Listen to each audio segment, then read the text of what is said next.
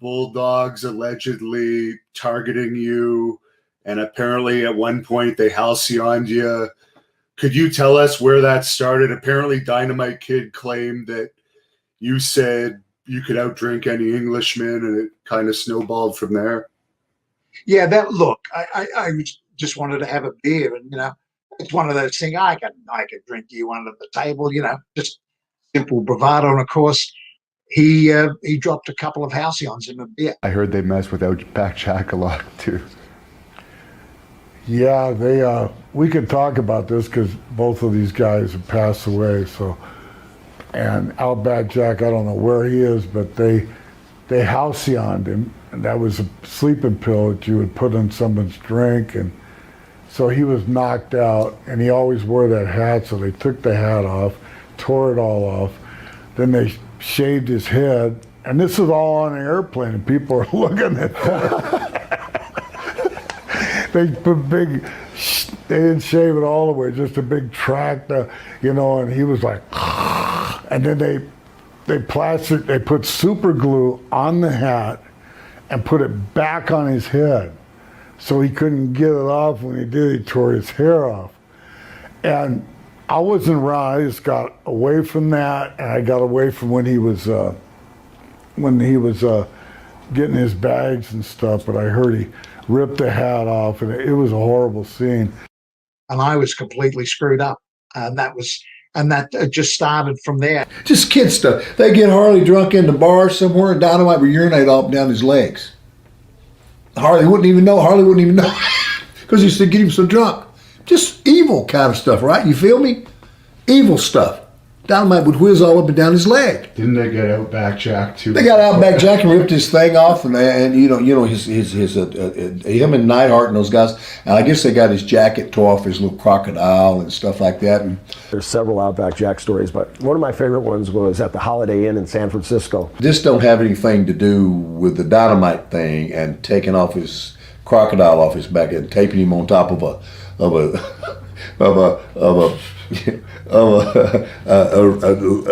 Lincoln Town car, driving down the road 90 miles an hour, with him duct taped on top. This wasn't that time. He told Fuji that he could outdrink him. There's no way that Fuji could outdrink him. So they set up a drinking contest at the bar at the Holiday Inn, where we were all staying in San Francisco. I think the one that got him real bad was the time that somebody must have halcyoned him or something one night in Frisco. Outback one time when I first went to WWE, he was across it.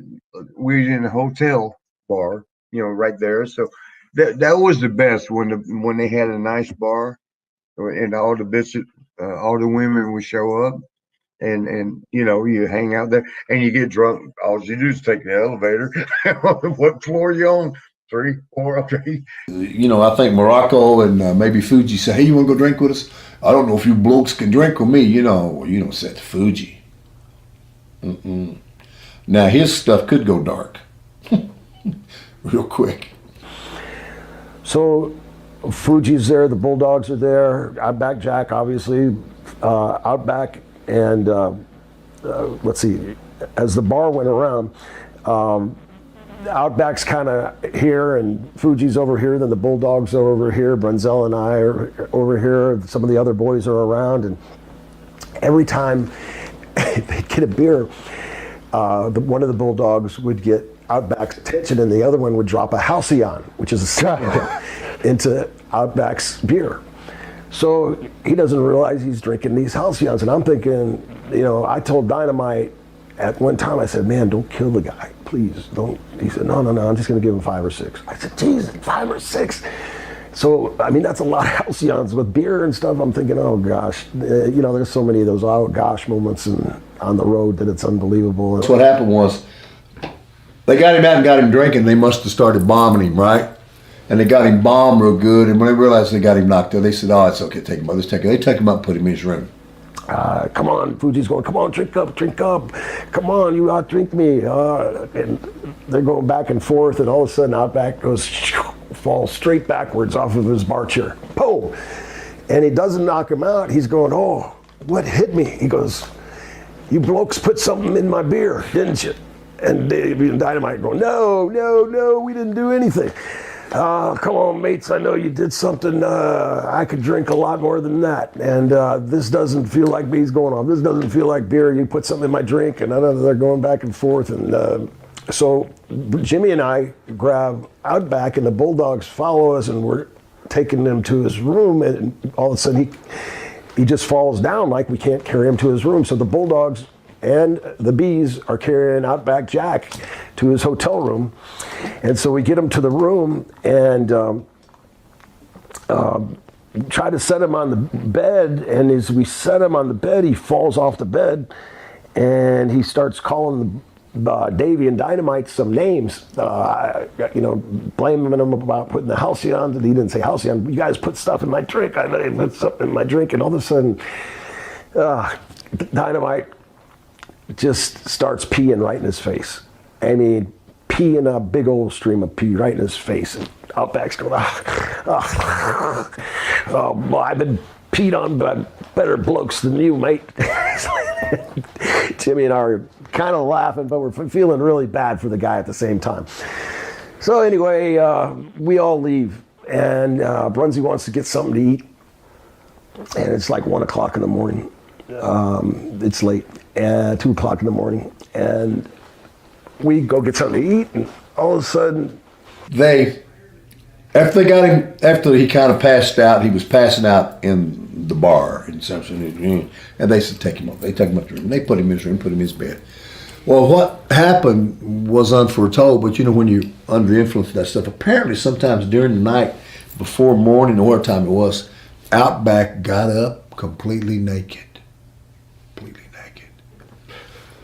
Stoned out of his mind, and went outside his door, hit the button, glass elevator all the way down, goes into the coffee shop naked as he came on earth, and sat down and said, yes, miss, I'd like to have a cup of coffee. Ordered a cup of coffee, didn't even realize he was gone. And we look out the window because there was a commotion going on. And what's his name? Outback comes walking into the Holiday Inn restaurant, staggering in with his cowboy boots on and his hat, his Australian hat with all the crocodile teeth, and not a stitch else on, naked as a jingle, right into the restaurant. And there's at least 30 people in there. It was a very popular place close to the airport. He's over there naked ordering donuts. And you can see the people doing this. What they supposed to do? This is a man naked wanting a damn Krispy Kreme. That was when they halcyoned him, right? Back then, yeah. We can't believe this is happening. So Outback gets up, and he turns around, and there's like a fake garden in there in the middle, and he starts peeing in the garden, and all of a sudden some police come walking in, and the police take Outback. We're not getting involved. We just sit there and Good thing there's no cell phones They just these taking days. Outback in the squad car.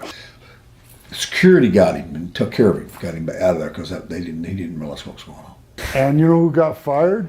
Outback Jack. Well, I guess he was indispensable when.